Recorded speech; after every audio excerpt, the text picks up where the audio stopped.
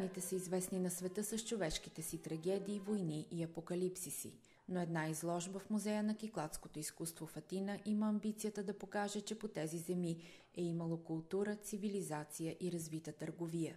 Или поне така е било в периода от 5000 до 3500 година преди Христа.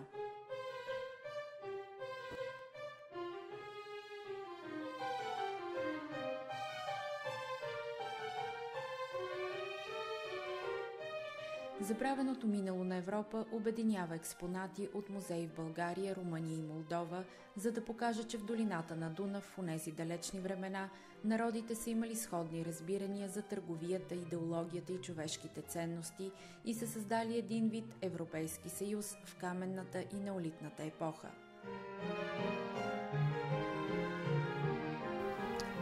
Българското участие в изложбата, която е съставена от експонати от Румъния, Молдавия и България, е с основните материали от Варненския халколитен некропол. Това са предметите от гроб 36, един от най-богатите и най-интересните на златни предмети, който заедно с други подбрани експонати от същото време, отчасти от некропол, отчасти от други съответно експонати от селища и некрополи в района на Варна, представят най-ранната история на Европа. Не само защото тук е показано най-древното злато, изработено от човешка ръка в света, няколко стотин години преди първото злато или първите златни предмети да се появят в Египет, но защото тези предмети показват една култура, която е поставила на практика началото на европейската цивилизация. Въз основа на откритията на повече от 300 гроба във Варненският халколитен некропол се промени изцяло нашата представа за най-ранната история на Европа и за раждането на европейската цивилизация изобщо. Стана ясно, че в петото хилядолетие преди Христа тук на Балканите и в голяма степен това е станало в района около Варна и Варненските езера, е съществувала една високо организирана цивилизация с много добре структурирано общество,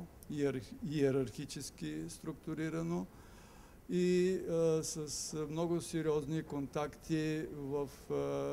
търговията, както с Средиземноморието, така и отвъд Дунава и във вътрешността на Балканите. На практика, заедно с материалите, които показват колегите от Румъния и от Молдавия, които са почти едновременно с тези от Варненският некропол, зрителите ще имат възможност да се запознаят с една неочаквана за тях висока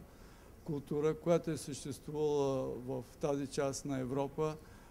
през петото хилядолетие и началото на четвъртото хилядолетие преди Христа. Много преди подобни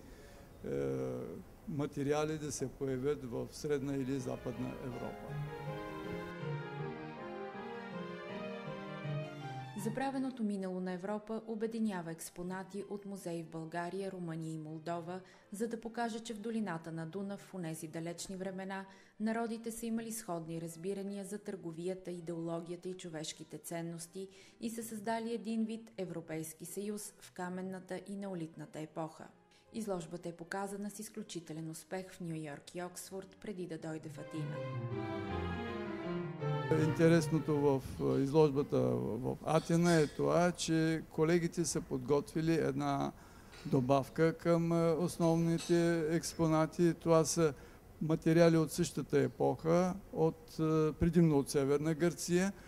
които показват културното единство и вероятно и търговските отношения между населението на север от Стара планина и на юг до Егейско море. Изложбата "Забравеното минало на Европа, долината на Дунав от 5000-та до 3500-та година преди Христа" може да се види в Атинския музей на кикладското изкуство до 10 януари 2011 година.